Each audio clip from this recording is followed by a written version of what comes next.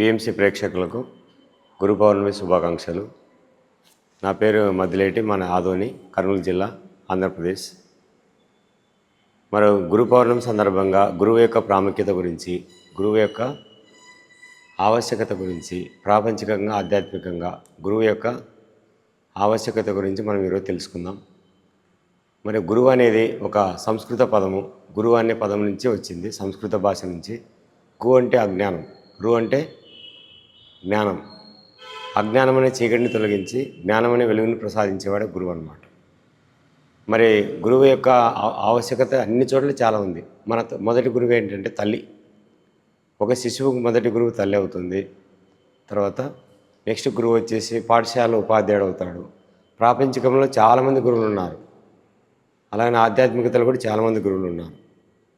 మరి గురువు వచ్చేసి ముఖ్యంగా ప్రాపంచికతలో అయితే ఎంతోమంది ఎన్నో రకాల శిక్షణలో కానివ్వండి, సాంకేతికంగా తెలియని విషయాలు కానివ్వండి, తెలుసుకున్న తెలియనిది తెలుసుకోవడమే జ్ఞానం. మరి తెలియని విషయాలు తెలిపేవాడే గురువు అవుతాడు. ముఖ్యంగా మనం పూర్వకాలంలో తెలుసుకున్నట్టయితే సాందీపని మహర్షి కృష్ణుని యొక్క గురువు, విశ్వామిత్రుడు రాముని యొక్క గురువు, పాండవుల గురువు ద్రోణాచార్యులు, అలాగనే స్వామి వివేకానంద గురువు రామకృష్ణ పరమహంస. ఇలా ఎంతోమంది గురువులు ఆధ్యాత్మికంగా ఎంతోమంది శిష్యులను తయారు చేసి మన వేదాలకి పుట్టినలైన మన భారతదేశంలో ఆధ్యాత్మిక ప్రపంచాన్ని సృష్టించిన ఎంతోమంది గురువులకు నా వందనాలు. అలాగనే ధ్యానాన్ని ఇచ్చిన మన గురువు బ్రహ్మర్షి పితామహ పత్రిజీ గారికి నా వందనాలు. ముఖ్యంగా పత్రిజీ గారు నీ శ్వాసే నీ గురువు అన్నారు. మరి శ్వాసే గురువు ఎందుకన్నారంటే, ప్రారంభంలో ప్రతి శిశువు కూడా తన జన్మను శ్వాసతో మొదలు పెడతాడు. ఎప్పుడైతే శ్వాస మొదలైందో అప్పుడే మన జీవితం మొదలవుతుంది. శ్వాస ఎప్పుడైతే ఎండ్ అయిందో మన జీవితం ముగుస్తుంది. అటువంటి శ్వాసను గమనిస్తే అదే నీ గురువు అవుతుందని చెప్పాడు మన పత్రిజీ గారు. ఎందుకన్నాడంటే, శ్వాసలోనే అనంతమైన శక్తి ఉంది. శ్వాస ద్వారానే నీకు కావాల్సిన ఆధ్యాత్మికత అందుతుంది. శ్వాస ద్వారానే నీకు కావాల్సిన ప్రాపంచిక జ్ఞానం అందుతుంది. శ్వాస ద్వారానే అన్నీ సమకూరుతాయని చెప్పే ఉద్దేశంతో పత్రిజీ గారు నీ శ్వాసే నీ గురువు అన్నారు. కాబట్టి శ్వాసను గమనిస్తే మనం ఏ విధంగా గురువు యొక్క శక్తిని పొందుతామో నేను ఆధ్యాత్మికంగా ధ్యానం ద్వారా తెలుసుకోగలిగాను. మరి అలాగనే పత్రిసారి ఇంకో విషయం చెప్పాడు, నీ శ్వాస నీ గురువుతో పాటు సమయమే సాధన, అలాగనే సహనమే ప్రగతి అని చెప్పాడు. సహనం ఎంత బాగుంటే వాళ్ళు ప్రగతి సాధిస్తారు. సమయాన్ని ఎవరైతే సద్వినియోగం చేసుకుంటారో వాళ్ళు సాధనలో ముందుకెళ్తారని గురువు గారు చెప్పారనమాట. మన పత్రిజీ గారు వచ్చేసి అందరు గురువులు ఎలాగో కానీ పత్రిజీ గారు వచ్చేసి మీరందరూ వచ్చేసి గురువులుగా మారాలి. అందుకే పత్రిసారి వచ్చేసి మై డియర్ మాస్టర్స్ అని చెప్పాడు.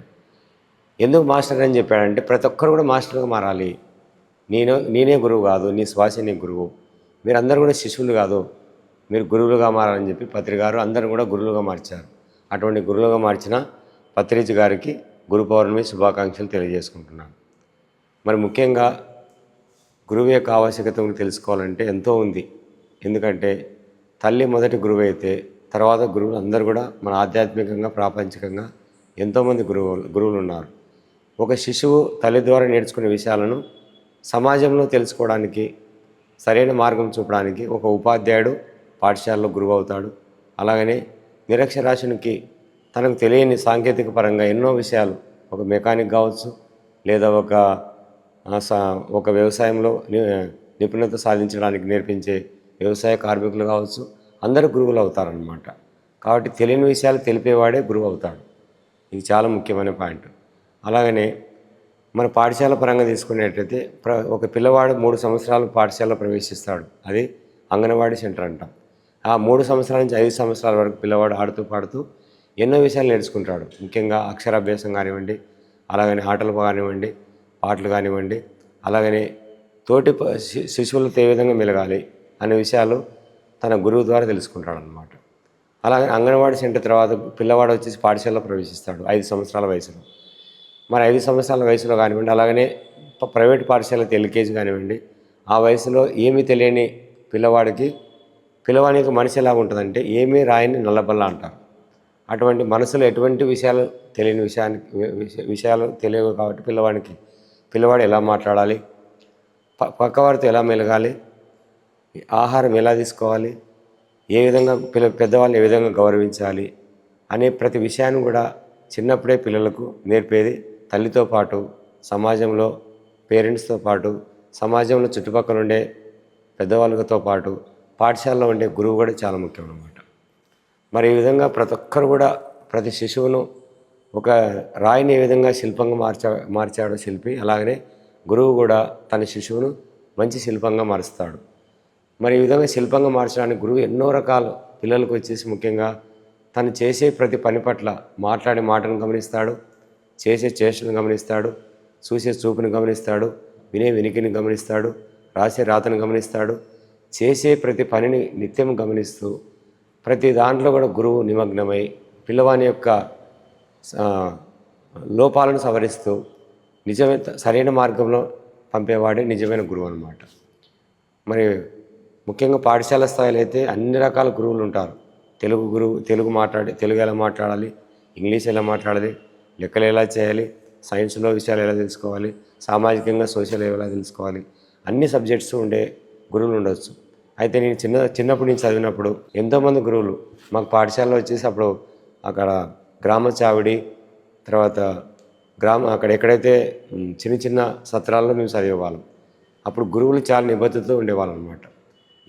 చిన్న తప్పు చేసినా తప్పుని దండించి సరిచేసేవాళ్ళు గురువు మాకు చిన్నప్పుడు. ఆ విధంగా మేము ఎంతో క్రమశిక్షణ నేర్చుకున్నాము. నేను గురువుగా పనిచేస్తున్నాను, టీచర్గా పనిచేస్తున్నాను కాబట్టి నాకు చిన్న వయసులో ఎంతోమంది గురువులు నన్ను ఒక మంచి విద్యార్థిగా మార్చారు. కారణం ఏంటంటే అటువంటి నన్ను మంచిగా మార్చిన నా గురువులందరికీ శతకోటి వందనాలు. ముఖ్యంగా పాఠశాల స్థాయిలో ప్రాథమిక పాఠశాల కానివ్వండి, ఉన్నత పాఠశాల కానివ్వండి, ఇంటర్మీడియట్ కానివ్వండి, డిగ్రీ స్థాయి కానివ్వండి, అలాగనే నేను ట్రైనింగ్ చేసిన బీఈడీ కానివ్వండి, అన్ని స్థాయిల్లో ఎంతోమంది గురువులు నాకు ఎన్నో విషయాలు నేర్పారనమాట. ముఖ్యంగా చిన్నప్పుడైతే పిల్లల్ని క్రమశిక్షణ చాలా ముఖ్యం. ఒక శిశువు ఎదగాలంటే క్రమశిక్షణ అంటే అర్థం ఏంటి? సరైన మార్గంలో నడవడిక. ప్రతి గురువు వచ్చేసి శిక్షణ ద్వారా క్రమశిక్షణ నేర్పిస్తాడు, సరైన మార్గంలో నడిపిస్తాడు అనమాట. చిన్నప్పుడు వచ్చేసి పిల్లలకి చాలా పూర్వకాలం అయితే గురువులు ఎలా నేర్పేవారంటే గురుస్థానం ఉండేది అనమాట, గురుకులం ఉండేది. ఆ గురుకులంలో పిల్లల్ని పూర్తిగా ప్రకృతిలో పిల్లల్ని వచ్చేసి ఒక మంచి స్థాయి ఆధ్యాత్మికంగా మంచి నడవడిక ఉండే విధంగా గురువులు ఆధ్యాత్మిక విషయాలు నేర్పేవారు పూర్వకాలం. ముఖ్యంగా కృష్ణుని నేర్చుకున్న గురువుగా సాందీపని మహర్షి కానివ్వండి, రాముడు కానివ్వండి, పాండవులు కానివ్వండి, త్రేతాయుగంలో కానివ్వండి, కృతయుగం కానీ ద్వాపరయుగం కానివ్వండి, అన్ని యుగాలు ఎంతోమంది ఆధ్యాత్మిక గురువులు గురుస్థానంలోనే గురుకులంలోనే ఆధ్యాత్మిక విషయాలు ప్రకృతి అనుసంధానంగా ప్రతి విషయాలు కూడా నేర్పేవాళ్ళు అనమాట. అటువంటి ఆధ్యాత్మిక గురువులు ఎంతోమంది ఉన్నారు మన భారతదేశంలో. మన భారతదేశం వచ్చేసి వేదాలకు పుట్టినిల్లు, గురువులకు పుట్టినిల్లు, ఆధ్యాత్మిక ప్రపంచానికి పుట్టినిల్లు అనమాట. ముఖ్యంగా మనం ఆధ్యాత్మికంగా తీసుకుంటే ఎంతోమంది గురువులు ఆధ్యాత్మిక విషయాలు బోధిస్తారు. ప్రాపంచికంగా గురువులు ఎంతోమంది ఉండొచ్చు. ప్రాపంచిక గురువులు ప్రపంచంలో మనం ఏ విధంగా జీవించాలి, ప్రపంచంలో ఏ విధంగా సంపాదించాలి, ప్రపంచంలో ఏ విధంగా మెలగాలని ప్రాపంచిక గురువులు మనకు బోధన చేస్తారు. ఆధ్యాత్మిక గురువులు అలా కాదు. జననం అంటే ఏమిటి, మరణం అంటే ఏమిటి, మనం వచ్చేసి అంటే భక్తి అంటే ఏమిటి, ముక్తి అంటే ఏమిటి, భగవంతుడు అంటే ఏమిటి, మన ఆత్మ ఎక్కడ ఉంది, మరణం తర్వాత మనం ఏమవుతాం, మరి ఆత్మకి మరణం ఉందే, ఇటువంటి అన్ని విషయాలు బోధించేవారు ఆధ్యాత్మిక గురువులు. మరి ఆధ్యాత్మికంగా భగవద్గీతలో కృష్ణుడు ఎన్నో విషయాలు చెప్పాడు. అలాగని మహాభారతంలో ఎంతోమంది ఆధ్యాత్మిక కవులు చెప్పారు. భాగవతం వచ్చేసి మనకు పోతన రచించిన భాగవతంలో కృష్ణుడు ఎన్నో విషయాలు చెప్పాడు. మహాభారతంలో పాండవులు వాళ్ళ యొక్క నడవడిక గురించి ఎన్నో విషయాలు మనకు బోధించారన్నమాట కవులు. మరి ఈ విధంగా ఎన్నో రకాల ఆధ్యాత్మిక గ్రంథాల ద్వారా ఎన్నో రకాల ఆధ్యాత్మిక విషయాలు గురువుల ద్వారా మనం తెలుసుకున్నామన్నమాట. మరి ఆధ్యాత్మికంగా ఎప్పుడైతే ఎదిగినప్పుడే ప్రాపంచికంగా మనం నిలదొక్కోగలం.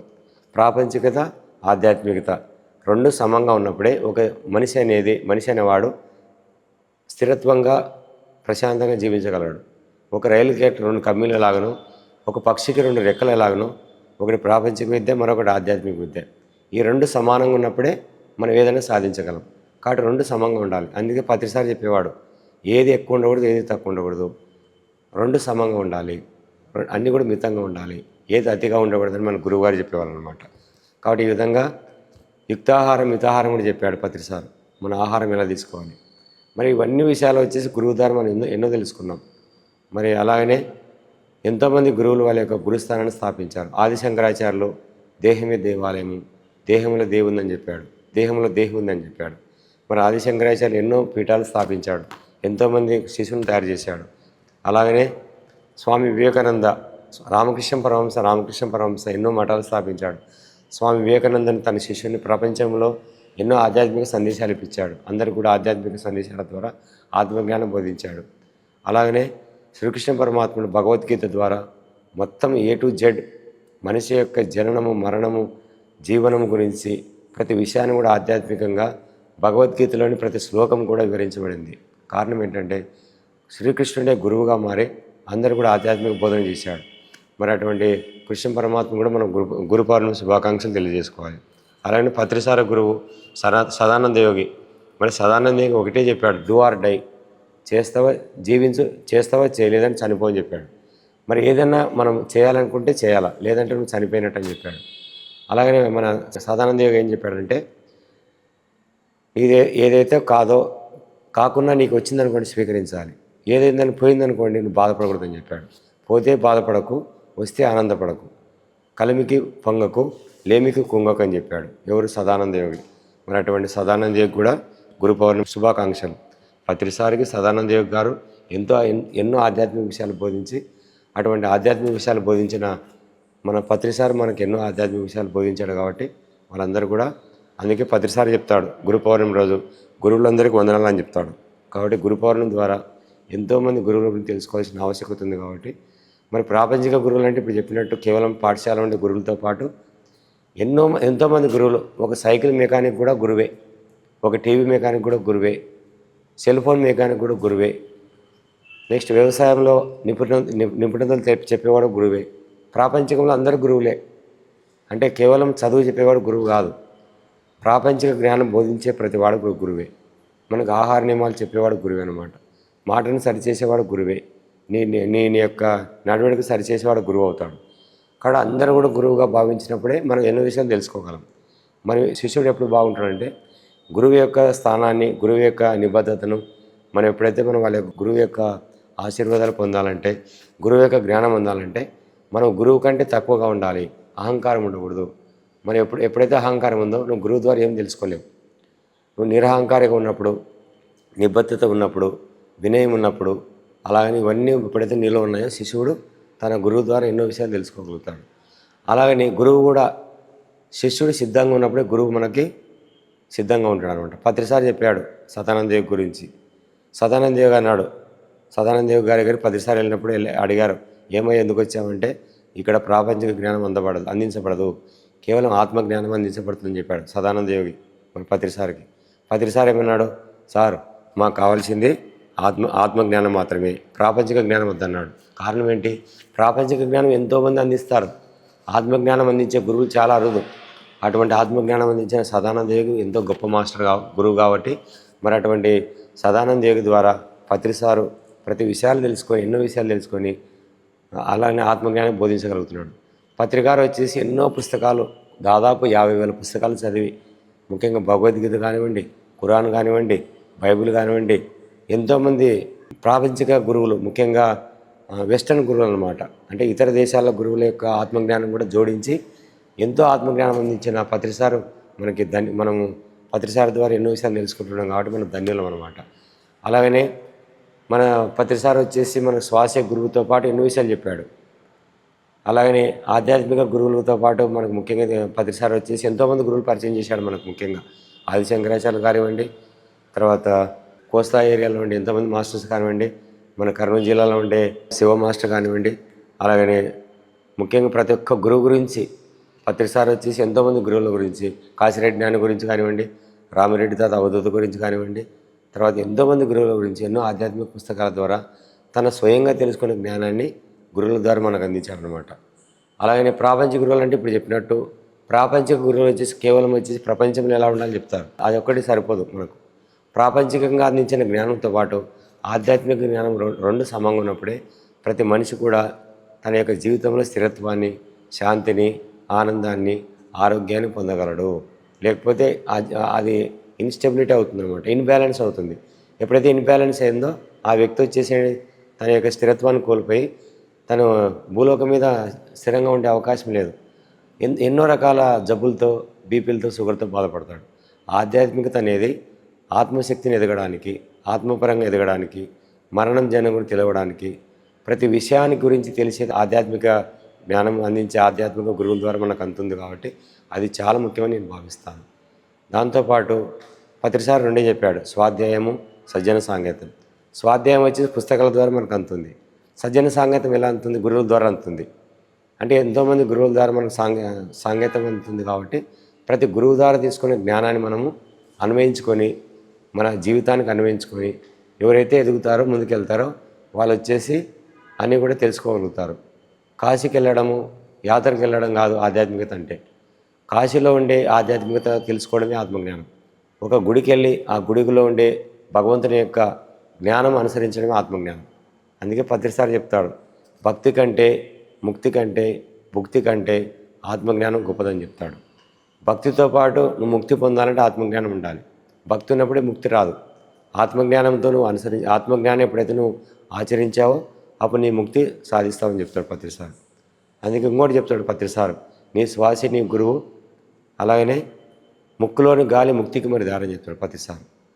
కాయపుటూపురులో గని ఉందని బ్రహ్మంగారు చెప్తారు. కాయపుటూపురులో గని ఉందని తెలుసుకోవాలంటే ధ్యాన సాధన ద్వారా ఈ రెండు కళ్ళు మూసుకొని ఈ మూడవ కన్ను ద్వారా మనం తెలుసుకోగలుగుతాం అనమాట.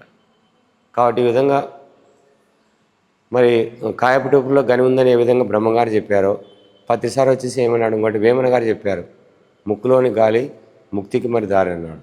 మరి ముక్కులోని గాలి ముక్తికి మరి దారి వేమన ఎలా చెప్పగలిగాడు? తన సాధన ద్వారా చెప్పగలిగాడు. మరి వేమన ఎన్నో రకాల పద్యాల ద్వారా ఎంతో ఆత్మజ్ఞానం అందించాడు.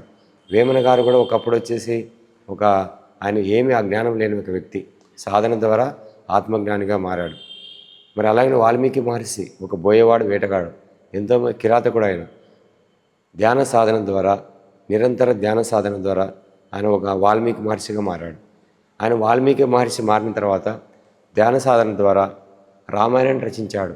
కారణం ఏంటంటే రామాయణం అంటే ఏమి? రాముని గురించి తెలుసుకోవడమే కాదు, కుటుంబం యొక్క స్థితిగతుల గురించి, కుటుంబంలో ఎలా ఉండాలి, తండ్రి ఎలా ఉండాలి, తల్లి ఎలా ఉండాలి, పిల్లలు ఎలా ఉండాలి, కుటుంబ పరిపాలన గురించి తెలిపేది రామాయణం. అటువంటి రామాయణం రచించిన వాల్మీకి మహర్షి కూడా గురు పౌర్ణమి శుభాకాంక్షలు, వందనాలు. అలాగనే మహాభారతాన్ని రచించిన నన్నయ్య తిక్కనేరడం కావచ్చు. మహాభారతంలో పాండవుల గురించి ఎంతో ఆధ్యాత్మికత ఉంది మనకు. ముఖ్యంగా మహాభారతం మనకు ఏం తెలుపుతుంది? ప్రాపంచికంలో ముఖ్యంగా పరిపాలన ఎలా చేయాలి, రాజు ఎలా ఉండాలి, మంత్రులు ఎలా ఉండాలి, ప్రజల్ని ఏ విధంగా పరిపాలించే ఆత్మజ్ఞానము మహాభారతం ద్వారా మనకు అందుతుంది. ఇటువంటి ఆత్మజ్ఞానం అందించిన మహాభారతం గురించి మనం తెలుసుకోవడం చాలా ముఖ్యం. మరి భాగవతం అనే గ్రంథం ఏం తెలుపుతుంది మనకు? భగవంతుని గురించి మనకు తెలుపుతుంది అనమాట. భగవంతుడు ఎవరు, భగవంతుని చేరుకోవడానికి మార్గం ఏంటి అని చెప్పేదే భాగవతం. మరి భాగవతాన్ని రచించిన మన వ్యాస మహర్షి కూడా మనం ఉందని తెలుపుకోవాలి. అలాగనే భగవద్గీత రచించిన కృష్ణ పరమాత్మ కూడా తెలుసుకోవాలి. భగవద్గీతలో ప్రతి శ్లోకం కూడా, ప్రతి అధ్యాయం కూడా అన్నీ తెలుపుతుంది మనకు, ముఖ్యంగా అన్ని పర్వాలు మనకు. కాబట్టి ఈ విధంగా ప్రతి విషయాలు కూడా ఎంతోమంది ఆధ్యాత్మిక గురువుల ద్వారా మనకు తెలుస్తుంది. కాబట్టి ఆధ్యాత్మికత అనేది ప్రతి మనిషికి చాలా ముఖ్యం ఇప్పుడు. ఎందుకంటే ప్రపంచంలో శాంతి లేక అశాంతితో, బీపీలతో, షుగర్లతో, ప్రాపంచిక జ్ఞానం, ప్రాపంచికం కొరకు వెంపర్లాడుతూ తన యొక్క మరణం శాశ్వతం కాదని తెలుసుకున్నప్పటికీ, నేను శాశ్వతంగా ఈ భూలోకం మీద ఉండలేని తెలుసుకున్నప్పటికీ నాదని వెంపర్లాడుతూ ఆత్మజ్ఞానం లేక అలమటిస్తూ మరణంతో చాలామంది ఆత్మహత్యలతో, బాధలతో మరణిస్తున్నారు, రోగాలతో బాధపడుతూ మరణిస్తున్నారు. కాబట్టి మరణం అంటే తెలియక బాధపడుతున్నారు. మరణం వచ్చేసి తప్పనిసరి అని కూడా తెలిసి కూడా ఎంతోమంది అవినీతి అక్రమాలతో బాధపడుతున్నారు. దీనికి కారణం ఏంటి? ఆత్మజ్ఞానం లేకపోవడమే. ఆత్మజ్ఞానం ఎప్పుడైతే ఉందో అవినీతి రూపుమాపుతుంది. ఆత్మజ్ఞానం ఎవరిలో ఉందో అజ్ఞానంతో జీవించకుండా జ్ఞానంతో జీవించగలుగుతాడు. ఆత్మజ్ఞానం ఎవరిలో ఉందో అతడు వచ్చే స్థిరత్వంతో జీవిస్తాడు. కాబట్టి ప్రాపంచిక జ్ఞానము, ఆత్మజ్ఞానము, ప్రాపంచిక గురువులు, ఆధ్యాత్మిక గురువులు ఇద్దరు కూడా ఒక్కటే. కాబట్టి అందరికీ గురు పౌర్ణమి సందర్భంగా అందరి గురువులకు కూడా శతకోటి వందనాలు. మీ అందరికి కూడా పిఎంసి ప్రేక్షకులకు గురు పౌర్ణమి శుభాకాంక్షలు తెలియజేసుకుంటూ థ్యాంక్ యూ మాస్టర్స్. ధన్యవాదాలు.